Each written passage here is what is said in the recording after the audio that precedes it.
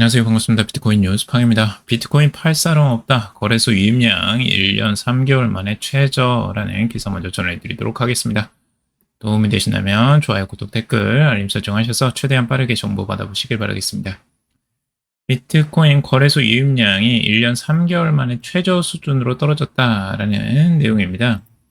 온체인 데이터 분석 업체 크립토쿼ант는 이 비트코인 거래소 유입량의 30일 이동평균선이 2023년 5월 이후 최저치를 기록했다라는 겁니다.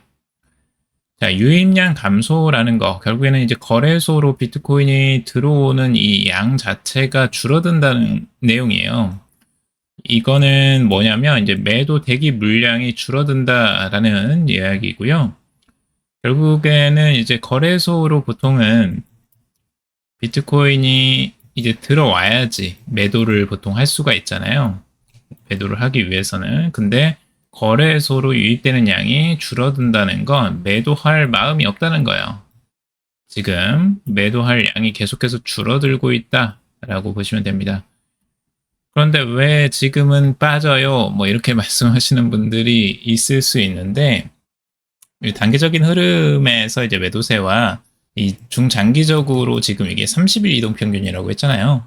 그러니까 추세는 계속해서 낮아지고 있다라는 거예요. 그 추세의 단기적인 흐름들은 이렇게 올라갔다 내려왔다 할 수 있다라는 거예요. 뭐 1, 2일 사이, 며칠 사이에는 충분히 단기적인 매도세가 나올 수가 있는 거죠. 하지만 이 장기적인 추세로 보면 지금 거래소로 유입되는 양은 급격하게 줄어들고 있다라는 걸 지금 보여주고 있는 거예요.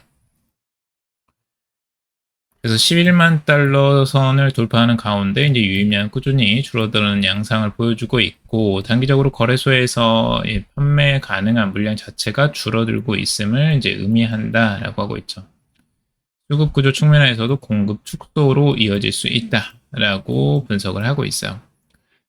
실제 이제 거래소의 보유량 자체도 계속해서 줄어들고 있거든요.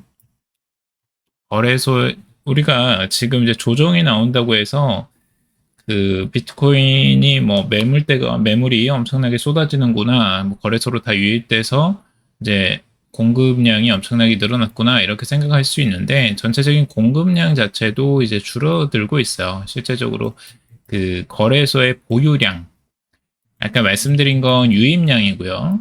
유입량이라는 건 이제 매도를 위해서나 뭐 다른 거래를 위해서 이제 유입되는 양이고, 보유량은 이제 거래소가 보유한 이제 비트코인이나 뭐 이더리움의 양을 이야기하는 거예요.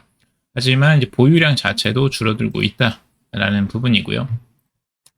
특히 기관과 미국 투자자 비중이 높은 이 코인베이스, 글로벌 거래소인 바이낸스 양쪽 모두 유입량이 동시에 감소하고 있는 점이 눈에 띈다라고 하는 거죠. 이 같은 흐름은 단순한 투자 심리 이상의 구조적 보유 강화로 연결될 가능성도 제기된다라고 하는 겁니다. 결국에는 이 최대 거래소 바이낸스, 그리고 미국의 최대 거래소인 코인베이스 둘 다 유입량이 동시에 줄어들고 있다라는 점, 긍정적인 시그널이라고 볼 수가 있고요. 여기에서 이제 크게 조정이 나와도 흔들리지 않는 이유가 이런 지표들을 보면 명확하게 보이거든요. 실제적으로 비트코인이 지금 어떻게 움직일지 중장기적으로는 그 흐름들이 보여지고, 그리고 비트코인, 이더리움 이제 금융시장의 주인공이다라는 톰리의 말이 있는데, 월가의 대표 전략가인 톰리가 비트코인과 이더리움이 금융시장의 새로운 리더로 부상했다라고 이야기를 하고 있어요. 자, 투자자는 이제 인공지능과 암호화폐에 집중해야 한다라고 이야기를 하고 있습니다. 인공지능은 이제 한참 상승을 했고, 암호화폐도 상승 추세를 계속해서 이어가고 있죠. 비트코인과 뭐 이더리움이 폭발적으로 성장을 단기적으로 했었고요. 자, 주식시장을 포함한 금융 전반의 상승세를 이끌고 있다. 뭐가 비트코인과 이더리움이라고 이야기를 하고 있어요. 그리고 S&P 500과 다우지수의 사상 최고치 돌파가 이제 시작에 불과하다라고 하면서 연말까지 6,800에서 7,000포인트에 도달할 가능성을 제시하고 있고요. 자, 이더리움의 현재 변화를 1971년 미국 달러가 이제 근본 이자를 포기한 역사적 전환점에 비유를 하고 있습니다. 톰리는 월가가 블록체인으로 이동하는 것은 달러가 근본 이자를 떠난 것보다 더 큰 사건이다 라고 이야기를 하고 있어요. 이더리움이 금융혁신의 중심에 서 있다 라고 평가를 하고 있고요. 이 근본적으로 지금 이제 금융 시스템 자체가 완전히 바뀌기 때문이에요. 이 월가는 지금 이제 블록체인 안으로 지금 대부분 들어오고 있어요. 자, RWA나 뭐 이 토큰화, 자산의 토큰화들이 계속해서 일어나고 있죠. 그리고 스테이블 코인이 발행이 돼서 지금 적극적으로 확장이 되고 있는 상황이고요. 미국에서 이미 법이 통과가 됐고요. 자, 그런 상황에서 지금 이제 트렌드가 확연히 완전히 바뀌고 있다라는 걸 이제 보여주고 있는 증거라고 볼 수가 있고, 비트코인이 장기적으로 강세를 유지할 것으로 이제 전망을 하고 있습니다. 이더리움이 이제 기록적인 상승세를 보이고 있는 점도 중요한 포인트라고 할 수가 있고요. 그래서 전통 금융과 이 블록체인 간의 연결이 가속화되고 있음을 지금 보여주고 있다라고 하는 겁니다. 자, 그리고 비트코인 2025년 정점 찍었나 시장 지표는 아직이다 라는 기사예요. 전체적으로 이제 시장의 지표들을 이제 과열 양상인지 아닌지로 이제 지표를 통해서 보는 건데요. 30개 정점 지표가 중립을 유지하는 만큼 이 조정이 과거와 다른 패턴을 이번 조정이 과거와 다른 패턴을 보일 가능성이 크다라고 이야기를 하고 있어요. 대표적인 이제 정점 지표로 이 푸엘 멀티플을 이야기하고 있는데 1.3이라고 해요. 지금 현재 과거 정점에서 보였던 게 2.2 수준이고요. 그러니까 과거 정점보다 한참 낮은 이제 절반 단계 수준밖에 안 왔다는 거고요.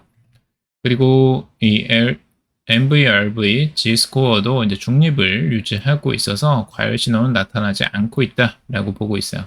또한 단기 보유자들이 손실을 감내하며 매도를 나섰지만 1에서 6개월 보유자들은 여전히 플러스 4.5% 수익권에 머물러 있다라는 거예요. 그러니까 조금 이제 길게 보유한 단기적인 보유자들이 아니라 이제 좀 중기 이상 보유한 투자자들은 4.5% 이상 수익권에 머물러 있어요. 그러니까 아직 이제 매도를 할 정도까지는 오지는 않은 거예요. 마이너스가 나면 이제 매도를 하려고 보통은 하죠. 자, 그래서 아직까지 시장이 과열된 흐름들은 나타나지 않고 있다라고 이야기를 하고 있고요. 자, 이더리움 미듬 단계에 진입했다. 랠리 안 끝났다라는 내용이에요. 자, 장기 보유자 미 실현 손익 지표는 이더리움이 과거 강세장에서 대규모 랠리로 이어졌던 미듬 부정 구간에 진입했음을 보여주고 있다라고 이야기를 하고 있어요. 애널리스트 게르트 반 라게는 아직 도치 단계에 도달하지 않았다. 여기가 이제 유포리아 단계가 거의 끝판이라고 보시면 되는데 아직 그 끝판까지는 가지 않았다는 거예요. 추가 상승 여력이 크다라고 아직까지 강조하고 있고 1만 달러, 2만 달러의 이더리움도 상승할 수 없는 수준은 아니다라고도 이야기를 하고 있습니다. 그리고 시장가치 대비 실현가치 지표 MVRV 지표 역시 강세 전망을 뒷받침하고 있다고 이야기를 하고 있습니다. 현재 1일 수치로 2.08로 2021년 3.8, 2027년 6.49에 비해서 여전히 낮은 수치라는 거죠. 그래서 아직까지 상승 여력이 충분히 있다라고 보고 있습니다. 자, 펀드 스트랫 이더리움 지금이 바닥 5,450달러까지 추가 상승 전망이라는 기사고요. 펀드 스트랫의 이제 최근 보고서에서 앞으로 12시간 내 이더리움이 바닥을 찍고 상승세를 재개할 가능성이 높다라고 이야기를 하고 있어요.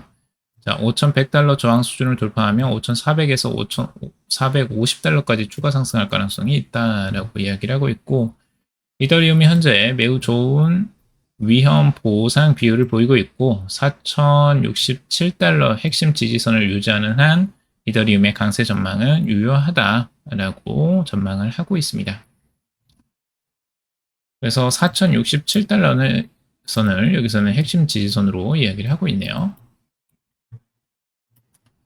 자, 비트마인이 또 이더리움을 사들였습니다. 정말 뭐 끝이 없어요. 비트마인은 진짜 이 목표대로 가려고 하는 것 같아요. 일주일 만에 9억 달러 이더리움을 추매했고 총 80억 달러 규모를 달성했다라는 내용인데요.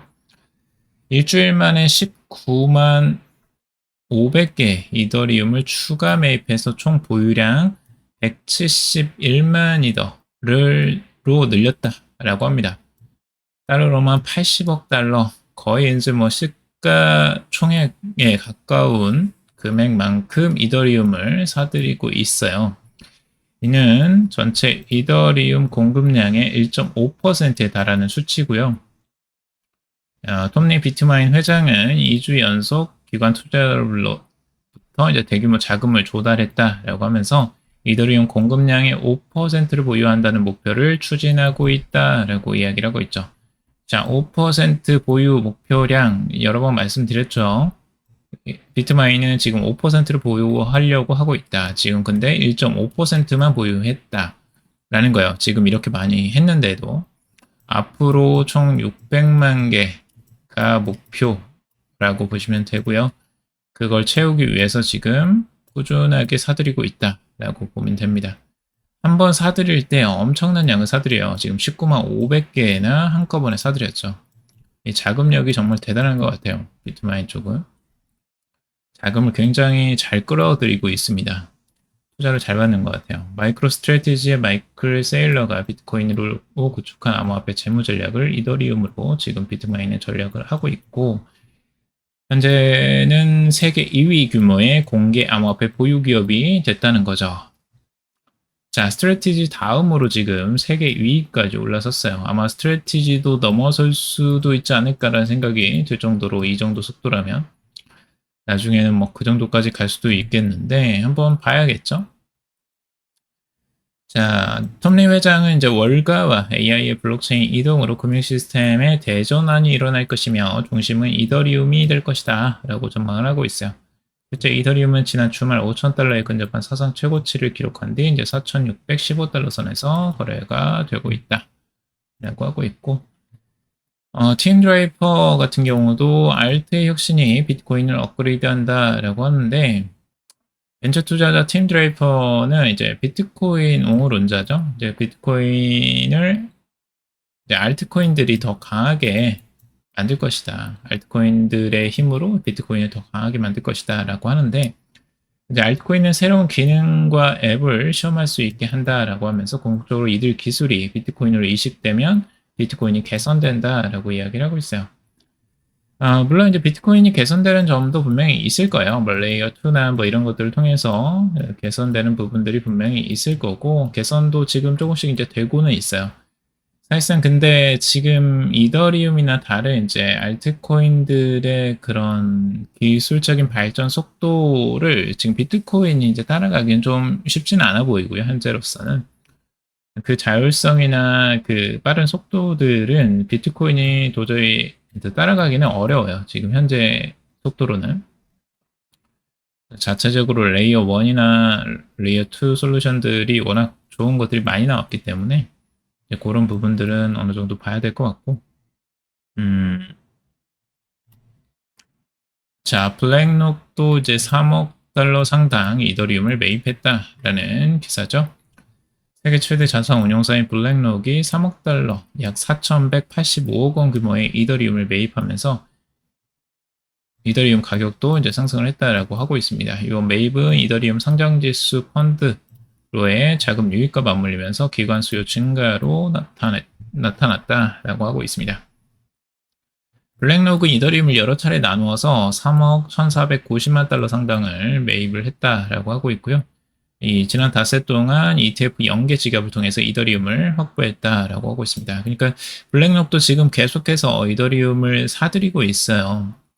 이런 부분을 보면 아직 이더리움 매수세가 끝나지 않았다라는 걸 명확히 알 수가 있죠.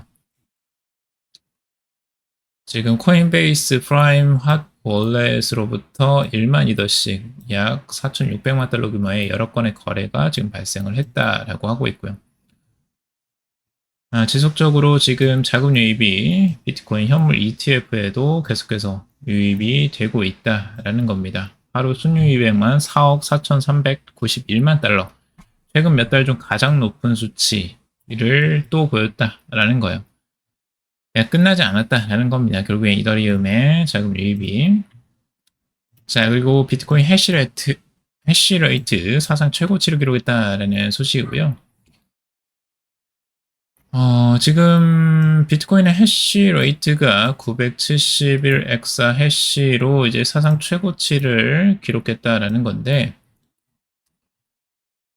이렇게 이제 해시레이트가 상승을 한다라는 건 그만큼 이제 채굴에 대한 이제 경쟁들이 이제 극심해졌다라고 볼 수도 있고, 이렇게 하면 뭐 전체적으로 가격이 따라가는 경향도 있다라고도 언급을 하고 있어요. 해시레이트가 이제 상승했을 때. 하지만 이제 이게 완벽하게 딱 맞아떨어지는 것은 아니고, 보통 이제 비트코인 가격이 상승할 때 더 많은 이제 그 채굴 회사들이 채굴 장비를 더 많이 가동하기 때문에 그렇게 이제 보는 거죠. 그래서 보통은 비트코인 가격 상승이 계속해서 이어질 것이다 라는 전망 때문에 채굴량이 증가하고, 그 증가하는 경쟁력 때문에 이제 해시레이트라는 게 이제 증가하는 거예요. 상승하는 거죠. 그래서 비트코인 가격 상승이 이제 전망이 된다라고도 보고 있는 거고. 자, 비트코인 이더리움이 이제 한 번에 이제 그 폭락을 한 사태를 원인을 이제 관세에서 찾고 있는 기사입니다. 관세가 직접적으로 암호화폐를 겨냥하지는 않았지만 인플레이션을 높이고 이 투자 여력을 줄여서 위험 자산을 회피하게 만들었다라는 거예요. 결국에는 이 관세가 이제 인플레이션을 이제 지표들을 좀 좋지 않게 만드는 부분들이 있었고, 뭐 생산자 물가지수나 뭐 PPI 같은 것들이 이제 기대치 이상으로 확대되게 만들면서 이제 금리 인하에 대한 기대감에 이제 찬물을 끼얹는 이런 현상들이 나타나게 됐고, 그럼으로써 지금 암호화폐 시장 가격도 이제 출렁이면서 조정세가 나왔다라는 이런 분석도 있죠. 그래서 여러분들이 뭐 이런 부분들은 참고적으로 보시고, 앞으로 이런 부분 때문에 단기적으로 흔들림은 분명히 있을 수 있지만 이제 중장기적으로 상승세에는 꺾이지는 못할 것이다 라고 보고 있어요. 자, 그리고 스탠다드 차트드 이더리움 현재 가격이 저평가됐다, 장기 상승이 가능하다라는 내용을 보고서입니다.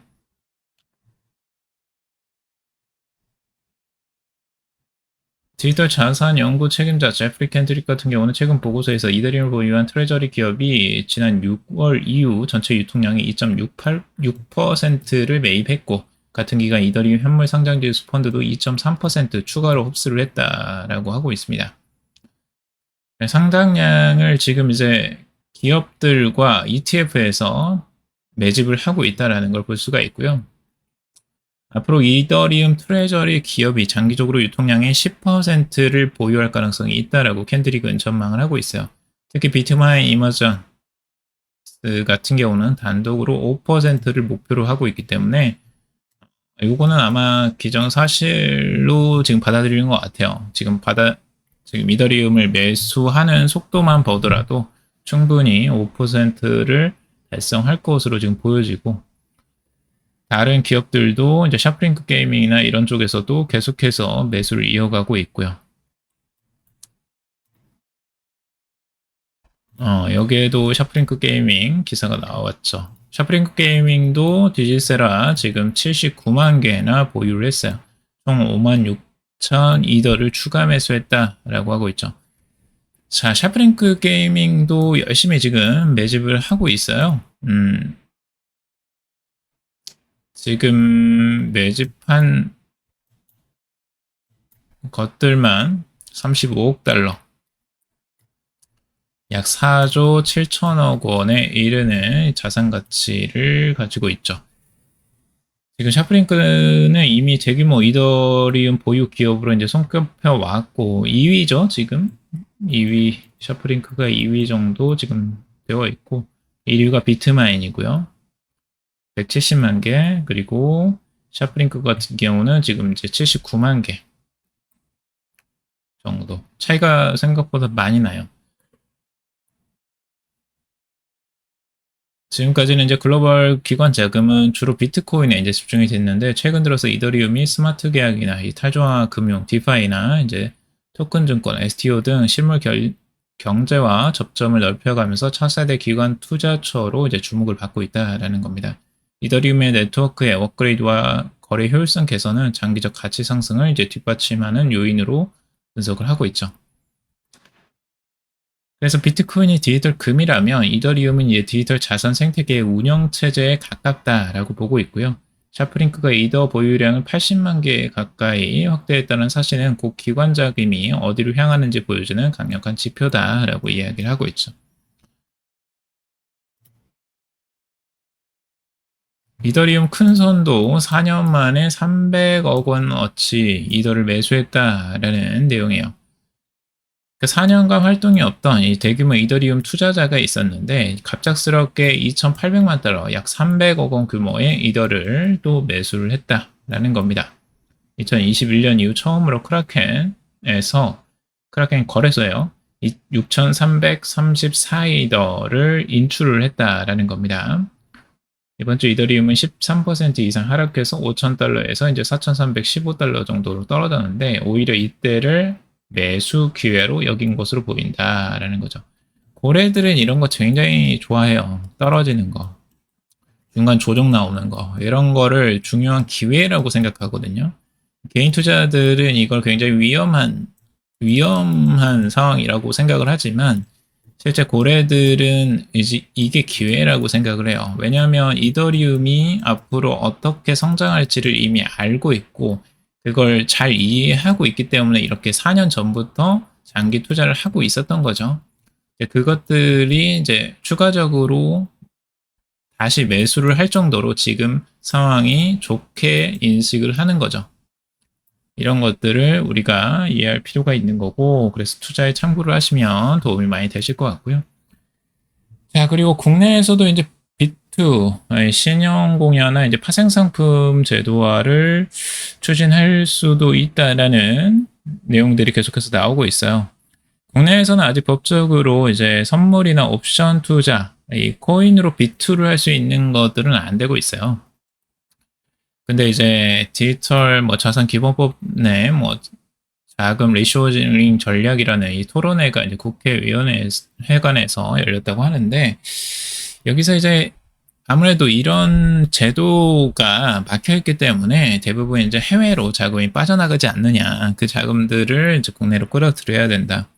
그리고 파생 상품이 꼭 이제 투기적인 부분이 아니라 이제 그 해지를 하는 수단으로서, 선물 같은 경우는 이제 숏이나 이제 롱으로 두 가지를 방향성을 잡을 수가 있기 때문에 암호화폐에서 이제 해지 수단으로서도 이제 취급을 할 수가 있고요. 이런 부분들의 장점까지 이제 살려서 앞으로는 그런 부분들이 이제 가능해져야 된다라고 하고 있고, 관련해서 이제 민병덕 더불어민주당 의원이 발의한 이 디지털 자산 기본법에도 가상자산 거래소의 신용 공여와 파생상품 취급을 허용하는 내용이 이미 담겨 있다고 해요. 그래서 아마 이런 방향성이 앞으로 열리지 않을까 국내에서도 생각이 들고요. 이런 것들이 열리면 국내에서도 이제 그런 자금들이 꽤 많이 들어올 것으로 좀 보여집니다. 국내에도 이런 거 엄청 좋아하시잖아요. 비투 하는 거, 그리고 레버리지 쓰는 거, 이런 거 굉장히 좋아하시는데, 개인 투자자분들, 여기서 이제 초보 투자자분들에게는 절대 레버리지 투자 하지 마시라고 좀 말씀을 드리고 싶어요. 진짜 위험합니다. 진짜 위험하고, 투자로 한 번에 다 잃어버릴 수 있기 때문에, 초보 투자분들은 웬만하면 파생상품 투자는 하지 마세요. 선물 투자 웬만하면 하지 마시고, 레버리지 쓰지 마시고, 그냥 가지고 있는 걸로 천천히 연습하시면서 수익이 좀 좋아지는 것들을, 실력을 높이시는데 시간을 투자하시는 것들을 저는 권해드리고 싶습니다. 자, 오늘 여기까지 정리해봤습니다. 여러분들 도움이 되셨길 바라고요. 도움이 되셨다면 좋아요, 구독, 댓글, 알림 설정하셔서 최대한 빠르게 정보 받아보시길 바라겠습니다. 투자에 관련된 정보들 참고사항일 뿐이고 좋으니 아니니 투자하실 때 여러분들 스스로 꼭 판단하시고 결정하시길 바라겠습니다. 금일도 방송 들어오셔서 감사합니다.